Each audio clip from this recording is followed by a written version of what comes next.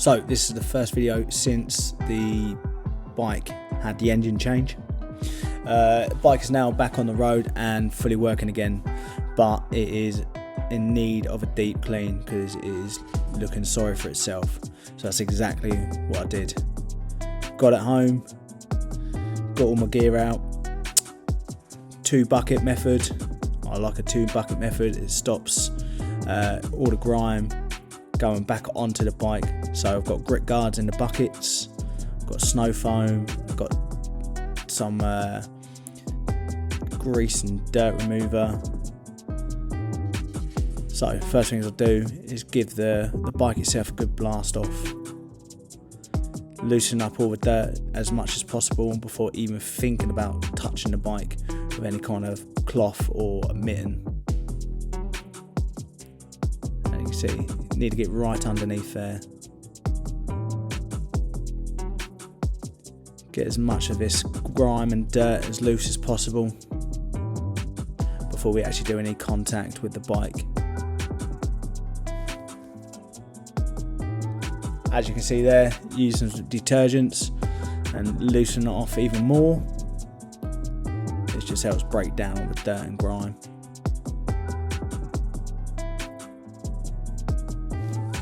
So once I've gone around with the detergent, what I'll do then is just give it a couple of minutes and then give it another rinse off. So the way I do a car or a bike is I use a 2-bucket method. One bucket has soapy water, another bucket has just clean plain water. Dipping the mitt into the soapy water first and going over the bike.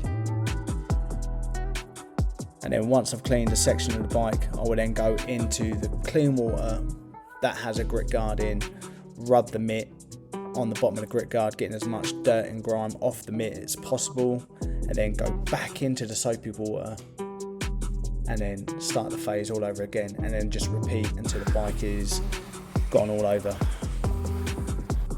So after I've gone over with the mitt, I will then give it a blast off again just to remove those last little bits of lingering dirt. Once I've done that, I'll use a microfibre towel to dry off the bike. The reason why I use microfibres and not sponges is sponges traps dirt and then potentially creates scratches. Not saying this is 100%, but if you ask anyone that does detailing or banging to cleaning their cars or bikes, they don't use sponges. Sponges are bad. Microfibre cloths are all the way. So now the bike is completely clean, away from any dirt, any grime. It's time to give it a nice bit of polish. So I've got a polisher out, I've got the pads out, and I'm going to give it a nice polish and give it a bit of shine, a bit of love, a bit of care, because this poor bike has been through the walls over Christmas and it needs a bit of attention. So that's exactly what I did. So when I do the polishing itself, I'll start off on a setting 2. It's a nice slow setting, that way I can get all the polish around the bike nice and evenly before it starts splatting everywhere. If you have it set too high, it just spin all over the place and all your product will just fly everywhere, and then before you know it, you're just cleaning up more product than you ever put on. So one thing with polishing, one thing I learned is you don't want to leave the polish on the bike or a car for too long.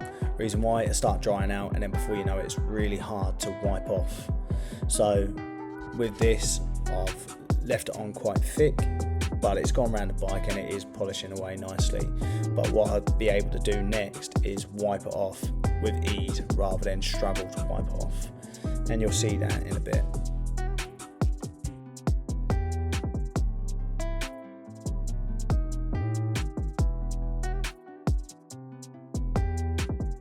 So as you can see now, the shine is starting to come back and it's starting to look fantastic and bright and shiny, just how I like it. I'm pretty much almost at the end now. I'm just giving it its last finishing touches, and what I'm going to do next is just give it a nice wipe off with the cloth. And look at that, stunning. In the summer, this bike is going to look lovely. I can't wait for the summer to come. I'm so excited to get out on those nice warm days and ride my bike with my mates.